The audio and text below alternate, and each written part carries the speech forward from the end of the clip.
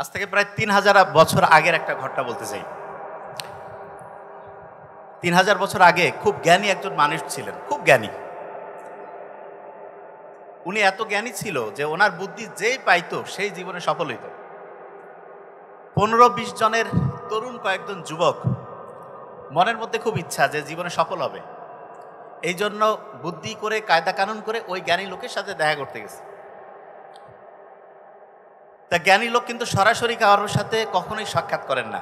ওনার সাথে কথা বলতে গেলে আগে ওনার যে ওই যে মন্ত্রী এমপিদের যেমন পিএস থাকেন, এইরকম ওই সময়ও ৩,০০০ বছর আগেও ওনার কয়েকজন পিএস ছিলেন। ওই পিএস বললেন যে আপনারা কি চান? বলল যে আমরা জীবনে ৩টা জিনিস, ৩টা বিষয়ে ৩টা করে পরামর্শ চাই। তখন ওই ১৫-২০ জন যে যুবক গিয়েছে তাদের প্রত্যেকের ঠিকানা ওনারা লিখে নিয়েছেন। নেওয়ার পরে সেই কাগজগুলো ওই সবচেয়ে জ্ঞানী লোকের কাছে গিয়ে দিয়েছে যে এই ব্যাপার কি করবেন এখন বলেন। সবগুলো কাগজ পড়ার পরে ওই জ্ঞানী লোক বলল যে এদেরকে ১ সপ্তাহ পরে আসতে বলো। প্রত্যেকেই ১ সপ্তাহ অপেক্ষা করতেছে কি হয়, কি বুদ্ধি দেবে। ১ সপ্তাহ পরে ওনারা যখন আসছে তখন বলছে আপনাদের একটা পরীক্ষা হবে। সেই পরীক্ষায় ১৫-২০ জন তরুণ বসে পড়ছে। পরীক্ষার মধ্যে কিছু প্রশ্ন ছিল, সেই প্রশ্নগুলোর উত্তর লিখতে হচ্ছে। প্রশ্নের সমস্ত উত্তর যখন লেখা শেষ হয়ে গেল, তারপরে সেই উত্তরগুলো নিয়ে যে সবচেয়ে জ্ঞানী মানুষ তার কাছে উত্তরগুলো সাবমিট করা হলো। খাতা কাটার পরে 80% স্টুডেন্ট ফেল। বলছে যে তোমাদের পরের স্টেপে যাওয়ার কোনো বুদ্ধি নাই, মানে কোনো বুদ্ধিই পাবে না। তখন ওরা জিজ্ঞেস করলো যে আমরা কি পরীক্ষা দিলাম যে আমাদের প্রথম স্টেজেই এইখান থেকেই বিদায় দিতে হবে, কারণটা কি? তা ওইখানে একটা ঘর ছিল এরকম যে প্রত্যেককে যে বুদ্ধি দেওয়া হবে সেই বুদ্ধি দেওয়ার জন্য যে পরামর্শ ফি সেটা তাদের ইনকাম অনুযায়ী হবে। যেই ফ্যামিলির ইনকাম যত বেশি তার পরামর্শ ফি তত বেশি। তো ওই যে তরুণ যুবকেরা ছিল তারা করছে কি, নিজের টাকা বাঁচানোর জন্য 80% মিথ্যা তথ্য দিয়েছে যে আমার পরিবারের ইনকামটা কম। ১ সপ্তাহ আগে তারা যখন তাদের ঠিকানা লিখে গিয়েছিল তখন তারা করছিল কি, ভিতরে ভিতরে প্রত্যেকের ফ্যামিলির ইনকাম কার কত সেটা তারা বের করছিল। এবং যখনই দেখছে 80% ভুল তথ্য দিয়েছে তাদের প্রত্যেককে বলছে তোমরা মিথ্যা কথা বলো, এই জন্য সবচেয়ে সেরা বুদ্ধি, সবচেয়ে সেরা জ্ঞান তোমরা পাবা না, এই জন্য ওদেরকে বিদায় করে দিয়েছে। বাকি যে 4 থেকে 5 জন গিয়েছিল, 4 থেকে 5 জন, এই 4 থেকে 5 জন 3টা করে বুদ্ধি পায়, 3টা বুদ্ধি এবং 3টা করে শর্ত পায়। এই 3টা বুদ্ধি 3টা শর্ত মানার পরে ওই 4-5 জন ওই সময়ের সবচেয়ে শক্তিশালী, সবচেয়ে সফল লোকে পরিণত হয়ে যায়। তা কি বুদ্ধিগুলো উনি দিয়েছেন সেটা বলার আগে কয়েকটা ঘটনা বলি আমি। আপনাদের যে বিশ্ববিদ্যালয়টা আছে, এই বিশ্ববিদ্যালয়ের নামটা কিন্তু সারা দুনিয়ার যতগুলো বিশ্ববিদ্যালয়ের নাম আমি জানি তার মধ্যে ব্যতিক্রমী। কারণ নামটা শুরু হয়েছে মা দিয়ে। কি দিয়ে বলি? কি দিয়ে? মা। মুহাম্মদ সাল্লাল্লাহু আলাইহি ওয়াসাল্লামের ওই হাদিসটা তো জানি যে সম্মান করবো কার? মায়ের, তারপরে কার? মায়ের, তারপরে কার? মায়ের, তারপরে কার? পিতার, তারপরে মায়ের যে গুরুত্ব এটা দিয়ে শুরু।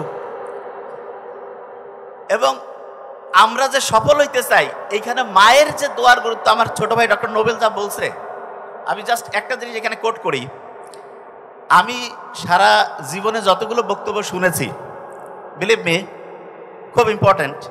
আজকে নোবেল যে বক্তব্যটা দিয়েছে আমার মনে হয় আজ থেকে 1000 বছর পরেও এই বক্তব্যটা দুনিয়ার সবচেয়ে সেরা একটা বক্তব্য হিসাবে স্থান পাবে।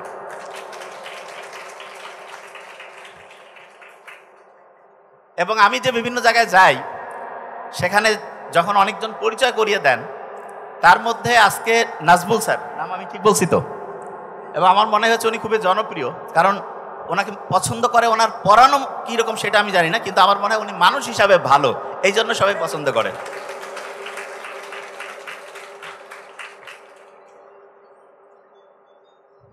আমি কিন্তু ধরি, এটা জানা আছে তো, যদিও এখানে ভাইবা হবে, কিন্তু আমি কিন্তু ধরবো, কারণ আমার সিস্টেমটাই আমি যা বললাম, এই যে লাস্ট বেঞ্চ মোচর মোচর করতেছে, ওই যে ওইখানে ওইখানে ওইখানে মাথা নিচু। আমরা একটা জিনিস বলি, এই কয়েকদিন আগে একটা গবেষণা এসেছে, মোবাইল যদি পাশেও থাকে, দেখতেছি না, মোবাইলে নোটিফিকেশন চেক করছি না, তারপরও বলতেছে যে অ্যাটেনশন, মানুষের ফোকাস করার যে ক্যাপাসিটি সেটা কমতে থাকে। তা আমি আশা করব যতক্ষণ আমরা বলবো প্রত্যেকটা জিনিস, আমি খালি বললাম এটা তো রেকর্ড হয়ে যাবে, শুনতেই পাবো, কিন্তু এইখানে আমাদের ব্রেইনটার যে ক্যাপাসিটি এখানে আমরা একটু বাড়াতে চাই ইনশাআল্লাহ, এখানেই, এবং এটা সম্ভব। প্রত্যেকে আমরা দেখবো, আমি যা বলবো ইনশাআল্লাহ, আমি তো বিশ্বাস করি যে সবচেয়ে ট্যালেন্টেড স্টুডেন্ট বলি, টিচার বলি, যারা ট্যালেন্টেড তারা এখানে বসে আছেন, এবং আমরা যা বলবো আমি তো ধরবো সাথে সাথে। এবার আজকে আমি একটু প্রশ্নটা কঠিন করব, কি কারণে, যেহেতু এখানেও হচ্ছে একটা পরীক্ষা আছে, তার মানে আমরা প্রিলিমিনারি টেস্টটা এখানে আমি নিয়ে নিব যে মোটামুটি কারা কারা পারছে। ওকে, তাহলে খুব ইন্টারেস্টিং হবে। প্রথম যে জিনিসটা দিয়ে শুরু করছিলাম, তিনটা বুদ্ধি, তিনটা শর্ত। প্রথম স্টেপেই যারা বাতিল হয়ে গেল তাদের প্রথম কারণ কি ছিল? সত্যি বলা না মিথ্যা বলা? মিথ্যা। মিথ্যা বললে বাতিল হয়ে যায়। আচ্ছা, যে জায়গায় আমরা ছিলাম ওই যে খেয়াল আছে যে খুব জ্ঞানী লোকের কাছে যে 4-5 জন লোক, জ্ঞানী লোকের কাছে 4-5 জন লোক না লাস্ট পর্যন্ত টিকছে, তারা বলছে যে আমাদেরকে এখন বুদ্ধি দেন, এবং তারা কিন্তু সফল হয়েছে। এখন তারা কোন তিনটা বুদ্ধি চাইছে সেটা এখন শুনেন। প্রথম যে বুদ্ধিটা চাইছে সেটা হচ্ছে আমরা আমাদের চেহারা সুন্দর করতে চাই। চেহারা সুন্দর করতে চাই, ভেরি নাইস বুদ্ধি, আমরা আজকে শেয়ার করব। দ্বিতীয় তারা যেটা চাইছিল সেটা কি? সেটা হচ্ছে আমরা জীবনে যাতে সবচেয়ে বেশি সফল হই।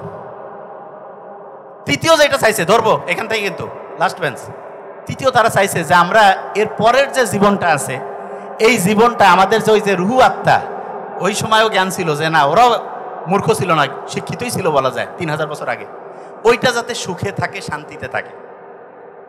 জ্ঞানী লোক প্রাইমারি প্রিলিমিনারি পরীক্ষা যারা টিকলো তাদেরকে একটা রুমের মধ্যে ডাকলো। রুমটা এমন জায়গায় সেট করা, রুমে ঢোকার সময় খাটটা একটু হেলায় ঢুকতে হয়। কোন জায়গায় জ্ঞানী লোক আছে? ভিতরে ঢুকছে। ঢুকার পরে ওই জ্ঞানী লোক ডান পাশ বাম পাশ দুই পাশে দুইটা ওই যে আপনারা কূপ চিনেন তো, কূপ, এক কথা মোমবাতির মতো, সহজ করে বলি। তা ওনারা ঢুকছে, যখন ঢুকার পরে যখনই সামনে আসছে একটা কূপই উনি বন্ধ করছে, মানে একটা হারিকেনের মতো, 3000 বছর আগে হারিকেন বন্ধ করছে।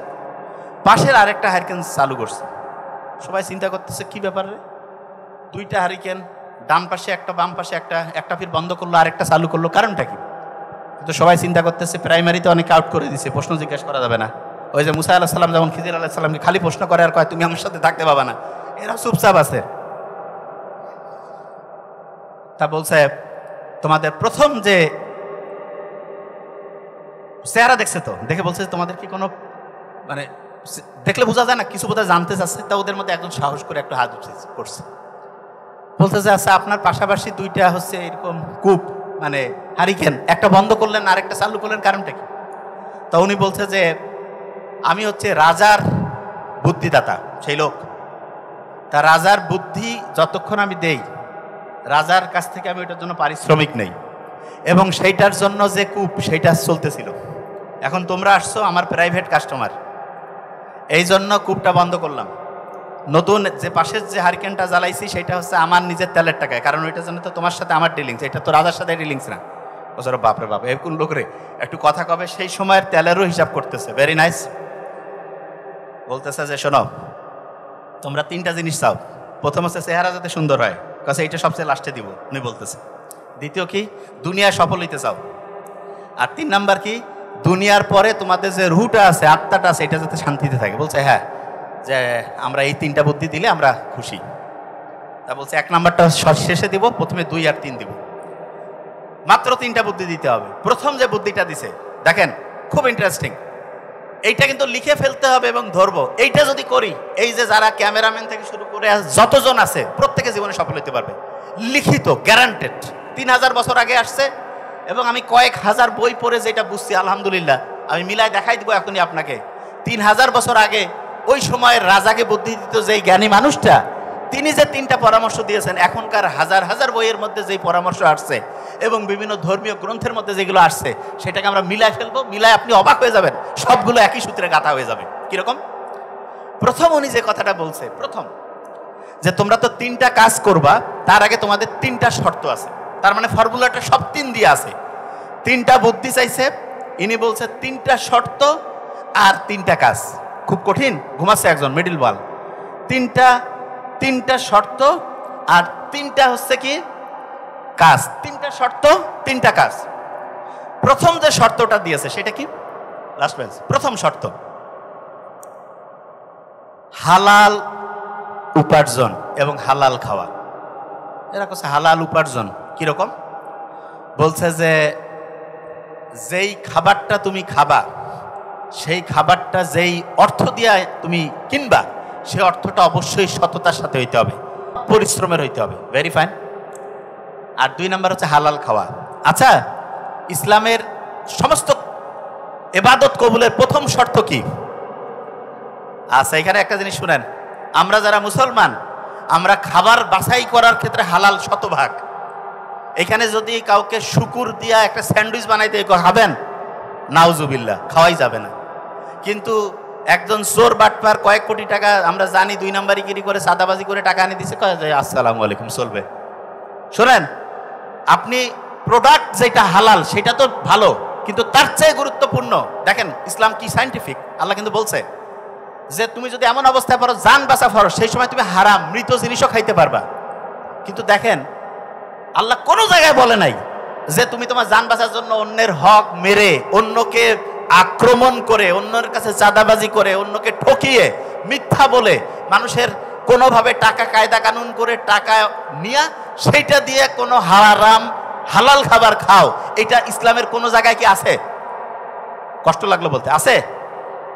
তাইলে হালাল খাবার, ধরেন একজন শুকরের মাংস খাচ্ছে, যতটা হারাম, আপনি হারাম টাকা দিয়ে যদি হালাল খাবারও খান, এইটাও কিন্তু হারাম। কি বুঝতেছেন আমার কথা? তাইলে এখন চিন্তা করেন তো, শুকরের মাংস খেয়ে হারাম হইল, আর আপনি ইনকাম করলে হারাম, গরুর গোস্ত খান, খাসির গোস্ত খান, আপনার কি ইবাদত কবুলের প্রথম যে শর্ত সেটা কি পূরণ হবে কি হবে না? হবে না। তাহলে হালাল উপার্জন, আচ্ছা চিন্তা করেন তো, প্রত্যেকে যদি হালাল উপার্জন করতো, দেখেন আল্লাহ কত সায়েন্টিফিক, এই পৃথিবীতে কোনো গ্যাঞ্জামে লাগতো না। এই যে বিভিন্ন দেশ যে যুদ্ধ করে 2 নাম্বারি করে টাকা ইনকামের ধান্দা, এরা হচ্ছে রাষ্ট্রীয় মানে ডাকাত চোর, মানে ডাকাত হচ্ছে দেশ। এরা যে বিভিন্ন দেশ আক্রমণ করে, কারণটা কি? ওই দেশের সম্পদটা হচ্ছে চাঁদাবাজি করে, মরে মরে যে চাঁদাবাজ, এদের ক্ষমতা এইটুক, ওদের ইন্টারন্যাশনাল পাওয়ার বিভিন্ন দেশে যায়। দেখেন আপনি চিন্তা করেন, আমেরিকা, ইউরোপ, বিভিন্ন যে দেশ আছে, এরা বিভিন্ন দেশের যে জিনিস চুরি করে, ডাকাতি করে, তার মানে ওই দেশের যে সত্যিকারের যে অর্থনীতিটা, এইটা কি সৎভাবে ইনকামের নাকি চুরির টাকা, ডাকাতির টাকা, চুরির টাকা? তাইলে ওদের রাষ্ট্রীয় যে অর্থনীতিটা, এটা কি চোর ডাকাতের অর্থনীতি না ভালো লোকের? বিশ্বাস হচ্ছে না? সত্যি কথা বলছি। আর আপনি ওই বিদেশিদের ভালো কিছু আছে, কিন্তু খারাপটা চিন্তা করেন কত খারাপ, আন্তর্জাতিকভাবে খারাপ। ওরা গোটা রাষ্ট্রটাই হচ্ছে চুরি বাটপারের উপরে টিকে আছে। তাইলে হালাল উপার্জন যদি না হয়, ওই গরু খাসি খায় কোনো কাম নাই, কারণ টাকাটাই তো হারাম। তাইলে কোনো লাভ আছে? কোনো লাভ নাই। তাহলে এটা 1 নাম্বার। এবং হারাম যে খাবে তার রুহুর যে শক্তি, আত্মা, সেটা আস্তে আস্তে ধ্বংস হয়ে যায়। এটা নাম্বার 1। নাম্বার 2 উনি কি বললো? যেই কাজই করো অন্যের উপকারের জন্য কাজ করতে হবে। কিসের জন্য? অন্যের উপকার। স্ট্যানফোর্ড ইউনিভার্সিটি 1548 জন ছেলে মেয়েকে নিয়ে 90 বছর গবেষণা করছে যে কারা জীবনে সবচেয়ে সফল হয়, কারা সবচেয়ে বেশি হচ্ছে দিন বেঁচে থাকে। গবেষণার রিপোর্ট যেটা দেখা গেল, মাত্র যারা 3টা কাজ করে, তার মধ্যে একটা কাজ কি? অন্যের উপকার যে করে, অন্যের উপকার যে করে, সে হচ্ছে জীবনে সফল হয়, সেই লোকটা জীবনে বেশি দিন ভালোভাবে সুস্থভাবে বেঁচে থাকে। তাহলে 3000 বছর আগে যেটা বলছে, আর স্ট্যানফোর্ড ইউনিভার্সিটির যে 90 বছরের 1548 জন ছেলে মেয়েকে নিয়ে গবেষণা, মিলছে না? কোরআন, ইসলাম, মুহাম্মদ সাল্লাল্লাহু আলাইহি ওয়াসাল্লাম কি বলছে? অন্যের ক্ষতি করো নাকি? ইসলামের সবচেয়ে গুরুত্বপূর্ণ কাজ কি? অন্যের উপকার করা, হাসি মুখে কথা বলা, সদকা দেওয়ার সমান সব। কিয়ামত দেখতেছো আসতেছে, সময় আছে, গাছ রোপণ করো। দেখেন মাটি যে কত পাওয়ারফুল, একটা বীজ দিলেন, কিরকম বিভিন্ন ফল, বিভিন্ন ফুল, বিভিন্ন সবজি, যা কিছু হইলো মাটি থেকে হইলো না? ওই শয়তান যে কইছিল মাটির দাম, আল্লাহ কাছে দেখ মাটির মধ্যে আমি কি দেই। চিন্তা করছেন? ওই মাটি থেকে আমাদের আল্লাহ বানাইছে। চিন্তা করেন কি অসাধারণ। আল্লাহর সায়েন্স বুঝছেন? কোন জায়গা থেকে কোন জায়গায় আসছে, সব মাটির মধ্যে দিয়ে রাখছে আল্লাহ। সারা পৃথিবীতে এখন সবাইকে মাটির মধ্যেই সব কিছু আছে। এবং আমরা তো কবিতা পড়ি না, ওই যে মাটির দেহ মাটিতে, কি আছে না সুন্দর সুন্দর কবিতা, আমার অবশ্য মুখস্থ থাকে না ওই এগুলো, কিন্তু জানি না, ও আমার দেহর মাটি, হ্যাঁ এরকম কি কি আছে তো বোধহয় এরকম। আচ্ছা, যে জায়গায় ছিলাম, তাহলে অন্যের উপকার করা ইসলামে দেখেন তো আপনি, জাকাত দেওয়া, অন্যের উপকার। এখানে একটা খুব ইন্টারেস্টিং জিনিস বলবো, বিজ্ঞানীরা দেখছে অন্যকে দান করলে বাড়ে। বিজ্ঞানীরা এটা নিয়ে গবেষণা, যে যত দান করে তার তত বাড়ে। জাকাতের অর্থ হচ্ছে বৃদ্ধি পাওয়া। আপনি ঠিকভাবে জাকাত আদায় করবেন। আবার জাকাত আর দান খয়রাতে, দান করা এক না, জাকাত দান দুইটা আলাদা জিনিস। জাকাত দিবেন, অর্থনৈতিক ব্যবস্থাটা রাষ্ট্রীয়ভাবে নিয়ন্ত্রিত হবে এবং দেখবেন কারো অভাব থাকবে না। আচ্ছা, এখানে আমাকে বলেন তো, আমরা অন্যের উপকার করার ক্ষেত্রে আমি একটা ভালো বুদ্ধি দেই। সুদ ভিত্তিক যে অর্থনৈতিক ব্যবস্থা আছে এটা যদি ধ্বংস করতে চাই আমরা, সুদ, তাহলে সবচেয়ে গুরুত্বপূর্ণ হচ্ছে অন্যকে হচ্ছে ধার দেওয়া। অনেকের বোধহয় মাথা গরম হয়েছে যে ভাই ধার দেওয়ার কথা বলছে। ইসলাম দান করলে যে সওয়াব, ধার করায় তার চেয়ে বেশি সওয়াব দিয়েছে। দেখেন আল্লাহ কত সাইন্টিফিক। আল্লাহ চায় না যে তুমি একজনকে দান দাও, একজন অপমানের সাথে খুব নিম্ন স্তরে জীবন চলে। নো, আল্লাহ চাচ্ছে যে তুমি অন্যকে উপকার করো, তাকেও কাজ করার সুযোগ সৃষ্টি করে দাও। তাহলে অন্যকে ধারের সিস্টেমটা যদি আমরা ঠিকভাবে চালু করতে পারতাম। হ্যাঁ, অনেকে আছে ধার নিলে দেয় না, তবে আমি আপনাকে বলি, আপনি ধার দিলে বিশ্বাস করেন আপনার কমবে না। তবে মানে একটু সতর্ক হবেন যে ওই ধারের টাকা দিয়ে কেউ যাতে জুয়া খেলা, ক্যাসিনো, যেমন আমাদের এলাকায় নীলফামারী সৈয়দপুরে আমি খবর জানছি, আজকে আসার সময় আমার ছোট ভাই বলল, এমন নাকি জুয়া কয়েক মাস চলছে, আমি জানি না একজাক্টলি, আমাকে বললো প্রত্যেক দিন কোটি কোটি টাকা ট্রানজেকশন হয়েছে। অনেকে নাকি 50,000 70,000 টাকা লোন নিয়ে ওই যে পুরস্কার পায় 30-40 লাখ 50 লাখ টাকা, আর মানুষ নাকি 40,000 50,000 টাকার লটারি 10 টাকা যদি লেগে যায় ওই নেশায় পড়ছে। এবং আমি শুনে অবাক হয়েছি যে বিভিন্ন বাহিনীর লোকেরা নাকি এটাতে পেট্রোনাইজ করছে। জানি না সত্যি মিথ্যা, যদি এটা হয় যারা উপরের আছে তাদের এটাতে খুব সতর্ক হওয়া উচিত। সারা দেশের কোথাও জুয়া যদি লাগা যায়, যে 10 টাকার লটারি, এগুলো আল্লাহ নিজে বলছে শয়তানের কাজ। এগুলো থেকে আমরা যদি বিরত থাকি এটা মাথায় রাখতে হবে। এবং অন্যায়ের প্রতিবাদ করা, এইটাও কিন্তু একটা উপকার। খালি অন্যকে আপনি উপকার মানে কি, অন্যায়ের প্রতিবাদ করলে এইটা সবচেয়ে সেরা উপকার, এবং এই কাজটা করা আমাদের খুবই দরকার। ওকে, তাহলে অন্যের উপকার করা এটা ইসলামের মৌলিক কাজ। দেখেন, ইসলাম যে সারা দুনিয়া জয় করছে উপকার করে। এবং আমাদের একটা প্রত্যেকের ভিতরে একটা ইচ্ছা থাকা উচিত যে ঠিক আছে, একটা লোককে আমরা যখনই পারবো ধার দিব, বাকি চাহিয়া লজ্জা দিবেন না। সবচেয়ে ফালতু একটা কথা এটা। হ্যাঁ, কিছু লোকের নেচার খারাপ আছে, তবে আমরা চেষ্টা করব দোকানে না গিয়েও পারস্পরিক যাতে বাকির যে মানে ধার দেওয়াটা এটা উদ্বুদ্ধ করবো। এটা খুব ভালো বললাম, সত্যি কথা। 3 নাম্বার উনি যেটা বলছে সেটা হচ্ছে তাকদিরে বিশ্বাস করতে হবে। কিসে বিশ্বাস? তাকদিরে। আচ্ছা, তাকদিরে বিশ্বাসটা কি একটু বলি। আমার নোবেল, আমার ছোট ভাই আজকে বলছে ভাই তোর ভাগ্যে যা আছে সব লেখাই আছে। তা আমি ওকে বলি, ওটা নিয়ে আর আলোচনা করিনি ওর সাথে।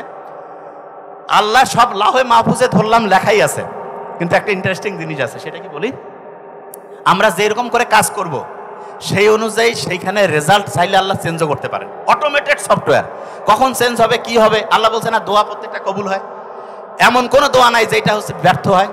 দোয়া কবুল হবেই হবে। এইখানে পাই, আগে পাই, পরে পাই, লাভ আছেই আছে। এখানে একটা জিনিস বলে রাখি, ধরা যাক আমি সামনে 3 জন স্টুডেন্ট আছে ধরলাম, আমি তাদের পরীক্ষা নিলাম, নেওয়ার পরে আমি বললাম যে এই ছেলেটা ফার্স্ট ডিভিশন পাবে, second division, third division. Result হয়েছে ফার্স্ট ডিভিশন পাইছে, সেকেন্ড ডিভিশন, থার্ড ডিভিশন। বোঝার জন্য বলছি, 3 জনের মধ্যে থার্ড ডিভিশন পাওয়া আর সেকেন্ড ডিভিশন পাওয়া, সে কথা এটা তো স্যারের দোষ। কেন? স্যার কইছে যেটা সেটাই হয়েছে, তাই এটা কি স্যারের দোষ? আমি ওদের পড়াটা দেখে বুঝতে পারছি যে ফার্স্ট ক্লাস এ পাবে, সেকেন্ড ক্লাসে থার্ড ক্লাস। ঠিক তেমনি করে আল্লাহর কাছে অতীত বলে কিছু নাই, ভবিষ্যৎ বলে কিছু নাই, সব টাইম স্থির। আল্লাহ কে কি করবে সব জানে। তবে আল্লাহ আমাদের ইচ্ছা শক্তিটা আমাদের হাতে দিয়েছে, আমরা ওইটাকে যদি ভালো কাজে লাগাই সব অ্যাকাউন্ট পজিটিভলি বাড়তে থাকবে। আচ্ছা, আপনি চিন্তা করেন তো, আল্লাহ প্রত্যেকে বলে না যে ভাই ওর এতদিন হায়াত ছিল। জিনিসটা বোঝার চেষ্টা করেন, আমাদের প্রত্যেকের যে হায়াত আছে এটা ইউনিট আকারে আছে। আমরা যদি এখানে বোমা ফেলি, প্রত্যেকের ইউনিট এখনই শেষ, প্রত্যেকে মারা যাবে। তার মানে হচ্ছে হায়াতের যে ব্যাপারটা এটা ইউনিট আকারে। এইটা খরচটা উন্নত দেশ জাপানের লোক বেশি বাড়তেছে, মানে কি তার মানে কি আল্লাহ বেশি রহমত করতেছে? নো, সে সাইন্টিফিক্যালি চলতেছে, এই জন্য তার ইউনিট কম করে খরচ হচ্ছে। মনে করেন আপনাকে আমি একটা মোবাইল দিয়েছি, দিয়ে বলছি যে ভাই এটা চার্জটা তুমি আস্তে আস্তে অল্প করে খরচ করো, তাহলে বেশিক্ষণ থাকবে।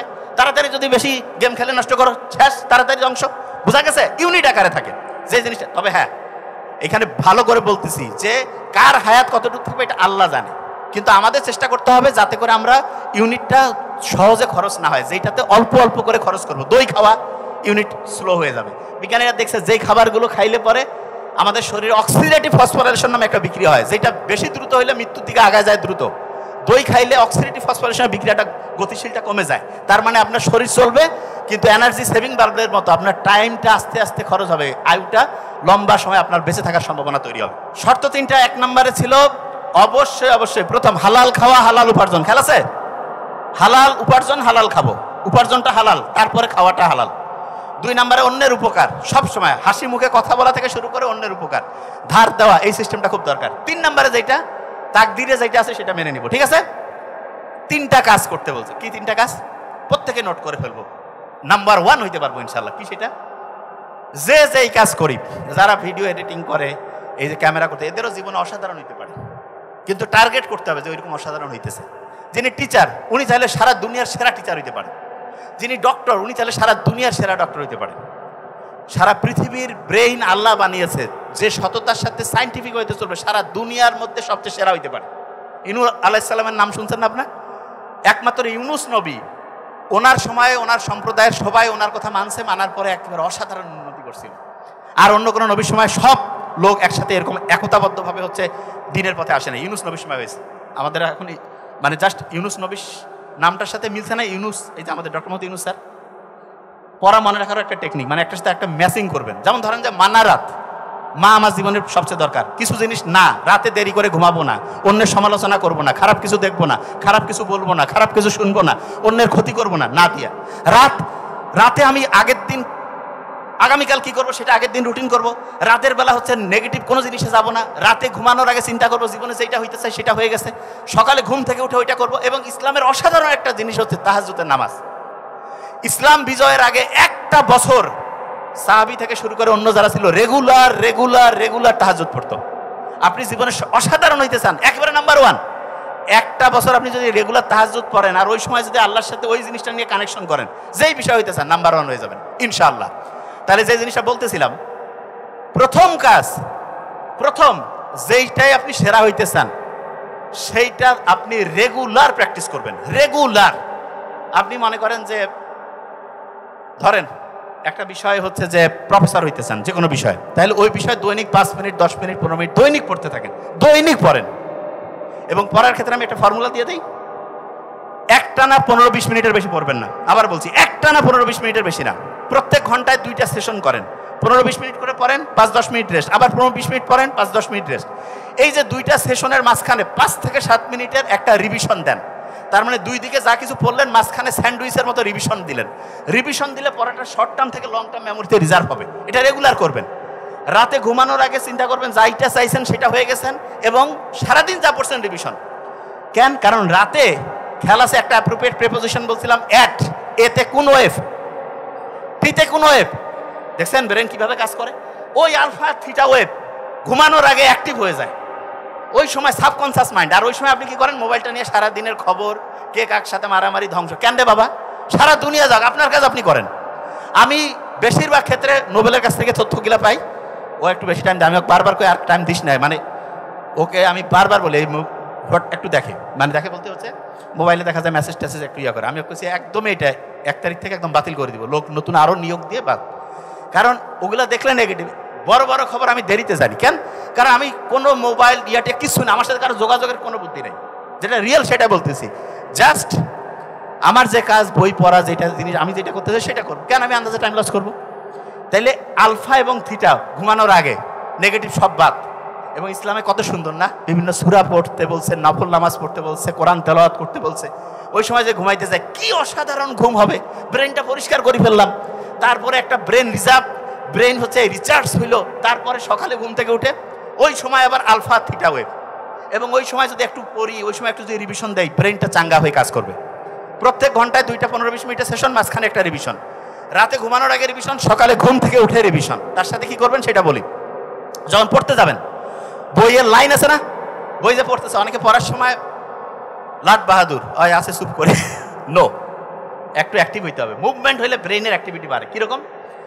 আপনি মনে করেন এটা হচ্ছে আপনার পৃষ্ঠা বইয়ের, এখানে আপনি বের করলেন, করে আপনি এরকম করে হাত টাচ করে করে পড়বেন, টাচ করে করে আজকে পড়বেন। আজকে আপনার 50% পড়ার গতি, 40 মিনিটে যেটা পড়তেন আপনি, ওইটা দেখবেন 20-25 মিনিটে হয়ে গেছে। কেন? কারণ যখনই আপনি এরকম করে টাচ করে করে যাবেন, তখনই আপনার ব্রেন কি হবে জানেন? অ্যাক্টিভ হয়ে যাবে, এবং চোখ সাথে সাথে ঘুরাবে, এবং দেখবেন পড়া খুব ফাস্ট হয়ে যাবে। বুঝতে পারছেন আমার কথা? আচ্ছা, এরপরে কি হয়েছে? ব্রেইনের পানি যেটা আছে 5% যদি পানি কমে যায় 5%, তাহলে 25% ক্যাপাসিটি কমে যায়। যে ভাই কি বলতেছেন? 25 অনেকে যে মাথা ব্যথা করে না পড়তে গিয়ে, ব্রেনে পানি কমে গেছে, পানি খান, ব্রেনের মধ্যে অক্সিজেন কমে গেছে। একটা নার্ভ যদি শান্ত হয়, লক্ষ লক্ষ কোটি কোটি নার্ভ মুহূর্তের মধ্যে শান্ত। আপনাকে আমি একটা ফর্মুলা বলি, যেটা আমি অনেক জায়গায় বলছি, আবার বলছি। আপনার জীবনের যেই পরিস্থিতিতে থাকেন, আল্লাহর কাছে 2 রাকাত নফল নামাজ পড়ে সেজদায় আপনি একটু কানলেন, এটা একটা। তার পরে যে কাজটা করবেন,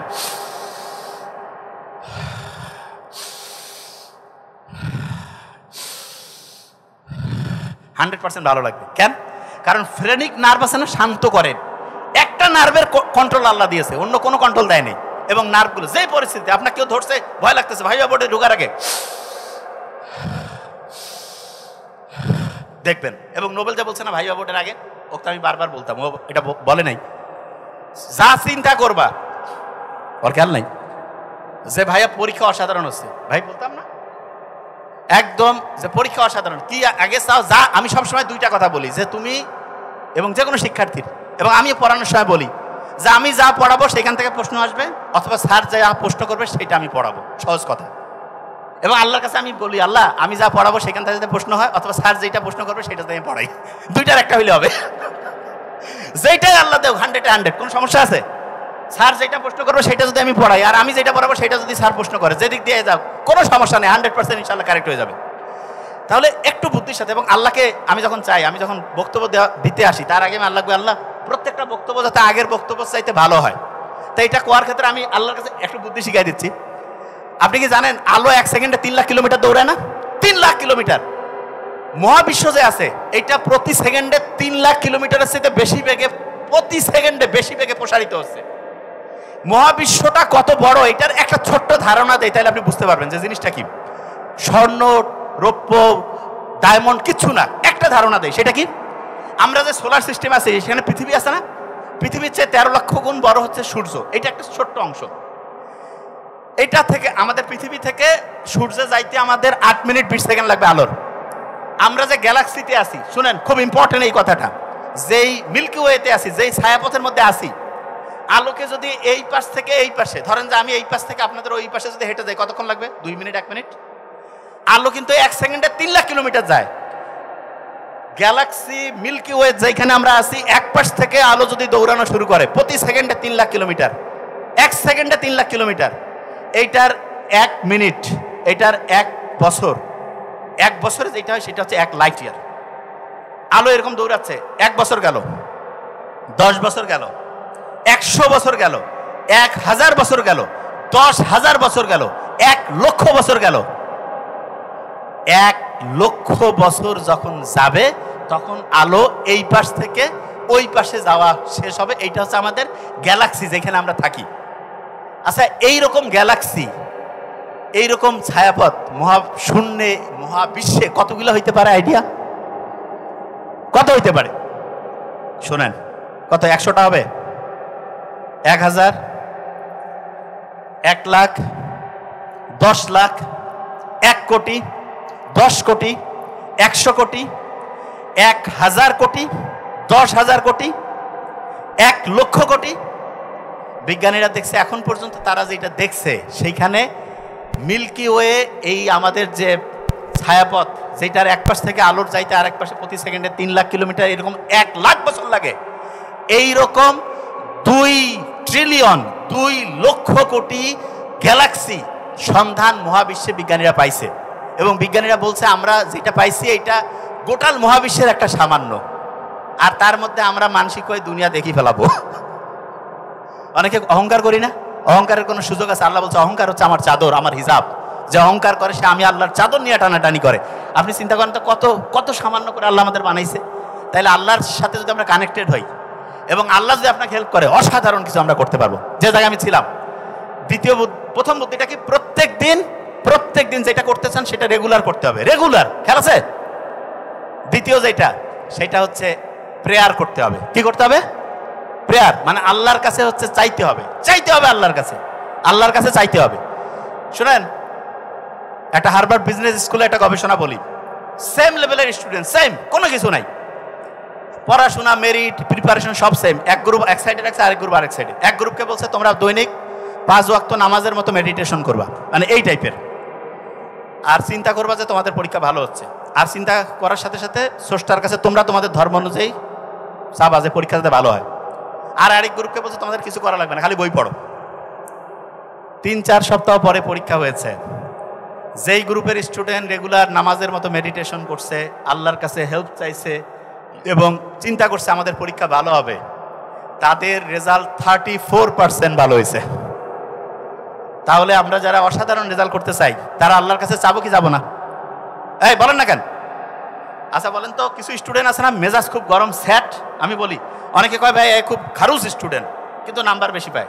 যে খুব খারুস মানে খুব খুচর মোচর, মানে ওর দেখলে বসছিস না পড়ি নেই, কিন্তু হয়তো বা পড়ছে, ওর মেজাজটা গরম, পরীক্ষা দেওয়ার কি রে খারাপ হয়েছে, কত কয় 1 নাম্বার সারি আসছে কয় না এরকম। ওই স্টুডেন্ট যদি হাসি খুশি থাকে, বিজ্ঞানীরা দেখছে হাসি খুশি স্টুডেন্ট মন পরিষ্কার থাকে, সে বেশি পরীক্ষায় ভালো রেজাল্ট করে ভালো নাম্বার পাবে। এবং টিচারদের আমি একটা জিনিস বলি, স্যাররা, প্রফেসর স্যাররা যারা আছেন, এটা একটা গবেষণা হয়েছে যে প্রত্যেকের বাড়িতে চিঠি লিখছে প্রফেসররা।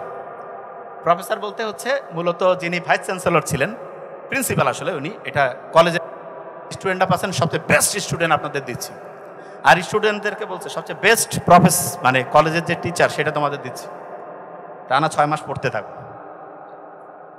1 সপ্তাহ, 1 মাস, 3 মাস, 6 মাস পরে যখন রেজাল্ট হইল, ওই 50টা স্টুডেন্ট সবচেয়ে বেস্ট রেজাল্ট করছে। এইরকম 50 জন বাছাই করছে, 50 জনের বেস্ট রেজাল্ট। তখন তো স্বাভাবিকভাবেই যিনি এই বড় কাজটা করছে তাকে সবাই করবে না যে এত অসাধারণ একটা কাজ করলো, ওনাকে সবাই হচ্ছে সংবর্ধনার ব্যবস্থা করছে।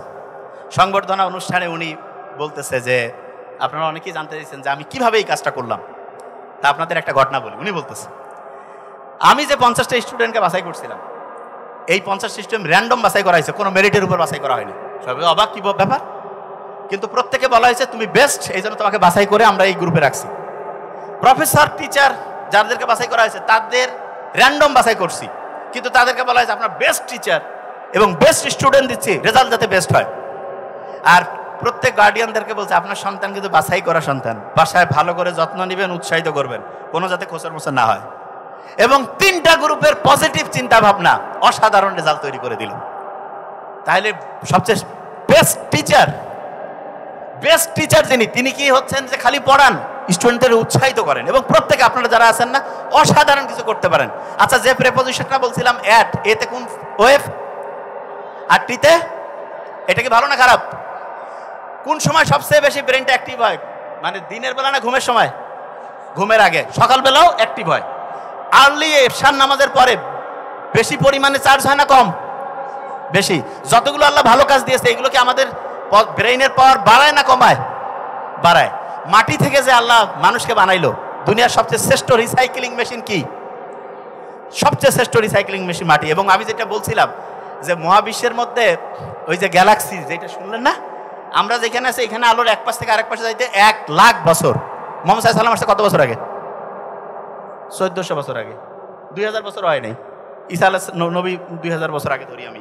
তাইলে আর আমরা গল্প শুরু করছি 3000 বছর আগের ঘটনা থেকে। আর 1 লাখ বছর। আলো এখনো কি অর্ধেক গেছে? ওই রাস্তায় শুরুই হয় নাই। মানে কবে যে ভাই নাস্তা খায় বেরোচ্ছি কেবল।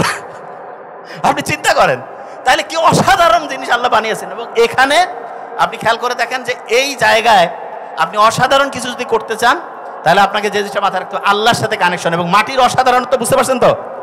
মাটির অসাধারণত্ব। এবং এই যে এই গ্যালাক্সির মধ্যে এমন অনেক জায়গা আছে যেখানে গেলে আমরা যেমন মাটি খুঁজে পাই না, এরকম ওইখানে গেলে স্বর্ণ, রূপ, তারপরে ডায়মন্ড, প্লাটিনাম, এগুলো মাটির মতো পড়ে আছে, নেওয়ার লোক নাই, কে যাবে? তার মানে কোনো কিছুই আল্লাহর কাছে সীমাহীন কিচ্ছু না। সত্যিকার অর্থে আমাদের যেটা করতে হবে, ভালো মানুষ হওয়ার যে চেষ্টা করা, এই কাজটা রেগুলার করতে হবে, প্রত্যেক দিন এটা করতে হবে। এবং আমি যে জায়গায় ছিলাম, যে দ্বিতীয় যে কাজটা বলছিলাম, যে প্রথম কাজটা কি বলছিলাম বলেন তো?